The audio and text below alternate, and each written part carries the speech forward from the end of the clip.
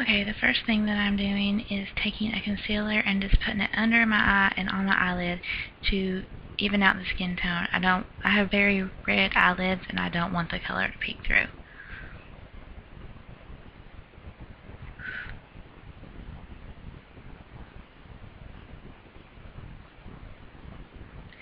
Now I'm priming my eyes with the Urban Decay Primer Potion as always.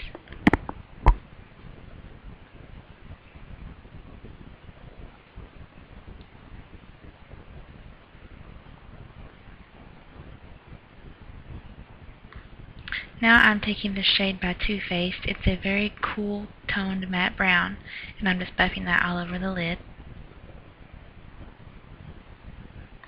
Focusing it mainly in the crease. Now I'm taking this darker matte brown shade with a fluffy blending brush, and I'm going to buff that into the crease. I always buff a cooler toned or a light toned, whatever, matte brown color all over the lid at first and focus it into the crease just because it's a transition color and it makes the look flow together better.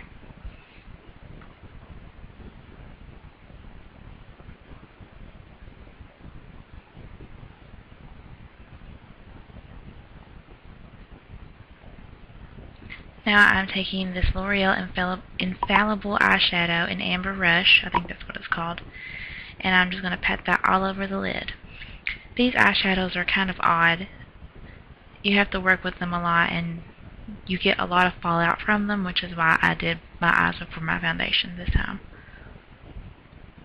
And I haven't done my hair because I was going to do a hair tutorial, which is why it looks a mess. Now I'm taking another Infallible eyeshadow, and this one's in Ice something. I'll have all the products listed below because I'm not going to remember all these products. Now I'm taking that cool tone brown again, and I'm just going to buff that into the crease. Now I'm taking Espresso by MAC, and I'm putting that into the outer V of the outer corner. The outer V and the outer corner are basically the same thing, but I know some people don't know it by that name. So now I'm taking a blending brush and I'm just going to blend all of our work together. You don't want any harsh lines and you want everything to be blended.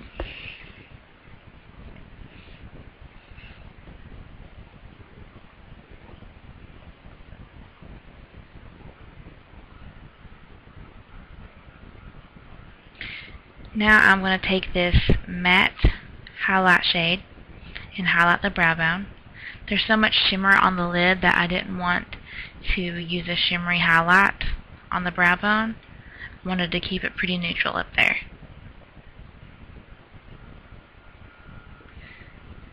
Now I'm going to take this shimmery color. This color is called Silk Teddy, I do believe, and I am going to highlight that into the inner corner because it is shimmery.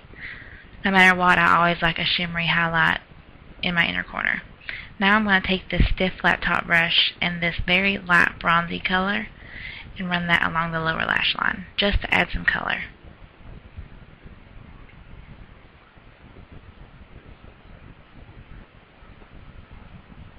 Now I'm going to line my eyes with Black Track Fluid Line by MAC.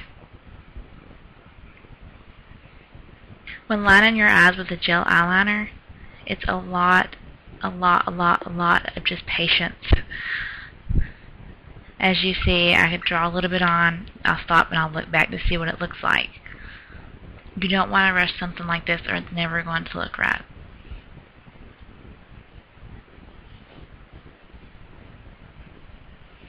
I like the bent eyeliner brushes for this because where it's bent, it makes a nice curve over the eye, which makes it easier to pull the product across the eyelid. Now I'm going to start my wing. And I get a lot of questions about this, so this is basically how I do it. I did have some problems with it today just because some days my winged eyeliner looks great, some days it doesn't look great and I take it off, some days it goes on super easy, and some days I have to fight with it for 10 minutes. But you basically just want to keep building up the product. You'd rather put on too little and build it up than put on too much and have to try to take it off.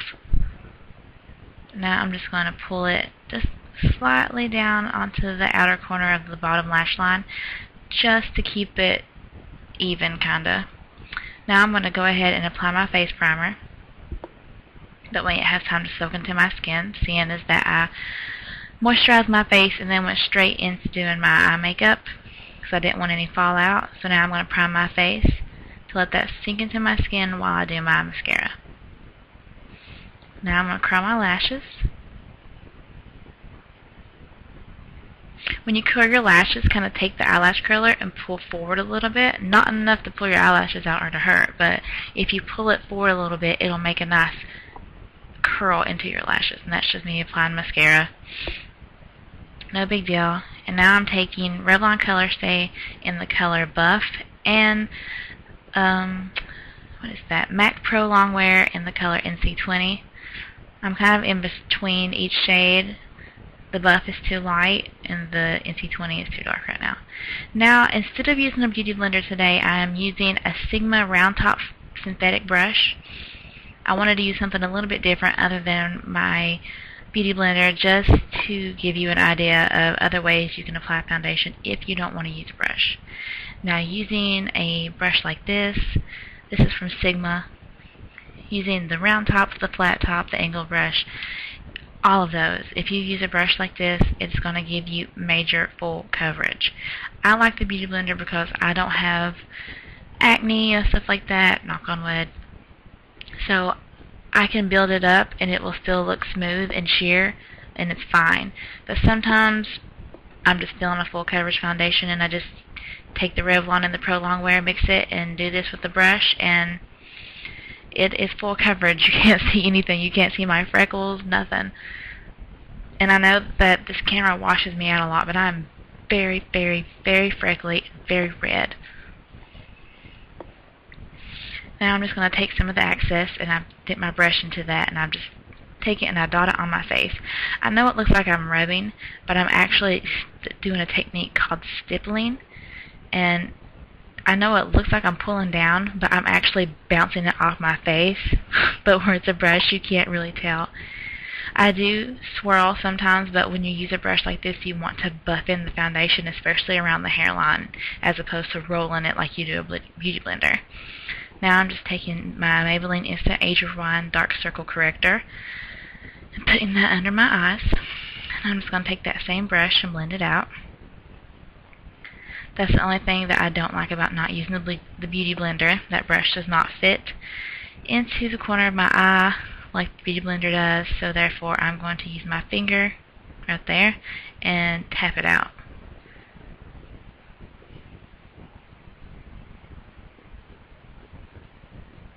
Now I'm taking my NYX HD Photogenic Concealer, making a V, and I'm going to blend that out just like I did the Maybelline. I'll start with the brush and finish with my finger. A lot of people would rather use the finger to blend out concealer, but I personally like using a brush, but that's just me.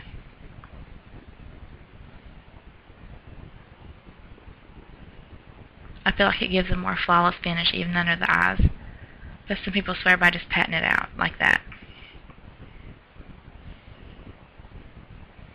Now I'm taking my MAC Mineralized Skin Finish Natural, and I'm going to set my under eye concealer and then just pat it in the places where I usually get very oily, which is mainly the T-zone. Now I'm taking my mascara and I am applying it to my bottom lash line. I waited until after I applied the concealer, since I did my eyes first, because I didn't want to apply the concealer and then get the concealer on the mascara that was already on the bottom lash line, because then it's hard to cover up. Now, here's contouring. You're going to take a brush, a small brush, and you're going to, right under your cheekbone, you're going to line that. I know that looks scary and horrible, but I promise it's just the camera. It's making me very white right now. I am not that pale, but you can see the difference that it makes. Huge difference. Now this is a dramatic contour. I don't do this all the time. I usually will just hit some bronzer there with a brush, kind of make my day. Now, with this method, blending is essential. You don't want to leave that line there. As you see, I'm blending that out, and I'll be blending more bronzer on top of it and then blending that out. Now here I'm contouring my nose. This is something I never ever do, but I've done it for the sake of this video because everybody's wanting to know about contouring. You can contour your nose. If you have a big nose, you don't like it, contour the sides down, blend that out, and it will give the illusion of a slimmer nose. Basically, with bronzer and contouring, you are making shadows, like a shadow on the side of your face, shadow on your nose. When you look at somebody like that and they have the shadows, it creates the illusion of it being slimmer. Now I'm taking an angled brush and a darker bronzer than the one that I used previously and blending that out. I know it looks super dark on camera because my camera sucks, but I promise it does not look like that in person. And once you blend it out and you put your blush and stuff on, it blends perfectly. But this camera washes everything out, but it wants to pick up any color I put on my face, which makes no sense. But what can you do? And always drag any products you put onto your face down onto your neck, please. You don't want a mask. Now I'm taking a highlighter. Now this is highlighting in MAC Soft and Gentle. And you just want to place that above your cheekbone, right where I'm placing, and right down the bridge of your nose. And then you also want to place it on your cupid's bow of your mouth. I like to use my finger for this, and it creates the illusion that you have bigger lips. Now I'm just going to add some more because I want a little bit more highlight. But be careful with highlight. If you add too much and you have oily skin, it can make you look greasy. Now I'm going to take MAC's blush in Gingerly and apply that to the apples of my cheeks. Most of the time I will apply my highlighter after my blush, but today I guess I decided to do it backwards. And drag that down to your neck. And that's it for the face and contouring. Now, my hair's done in this, but I'm doing 3 lip options for you to wear with this look. This is a very baby pink color. Very simple. I don't know what the color is. I will list it down in the box below. But I know it's by L'Oreal or Revlon. No, I'm lying. It's by Revlon. But this is just a little basic pink color. And I'm going to take a pink Revlon gloss and put over top of it just to add a little bit of shine because it is so pink. I don't like it to be that matte. And just add that.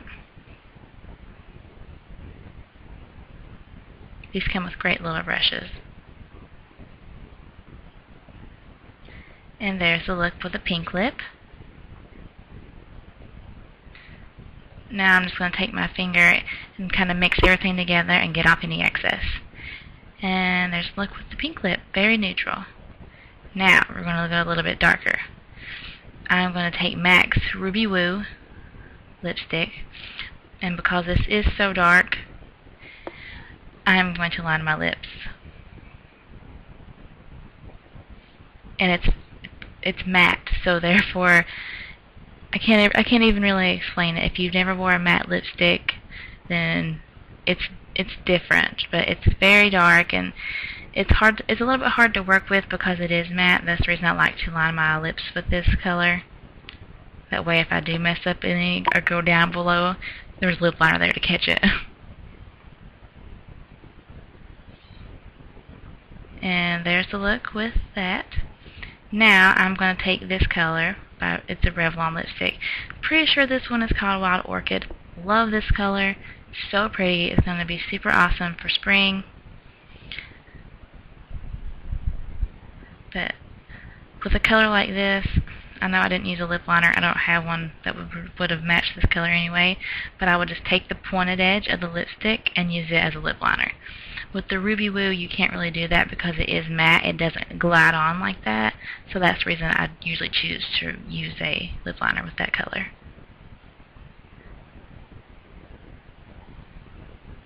And there's the look with that lip.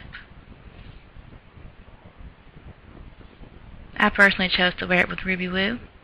And there's the wing. And there's the eye look. Thanks for watching.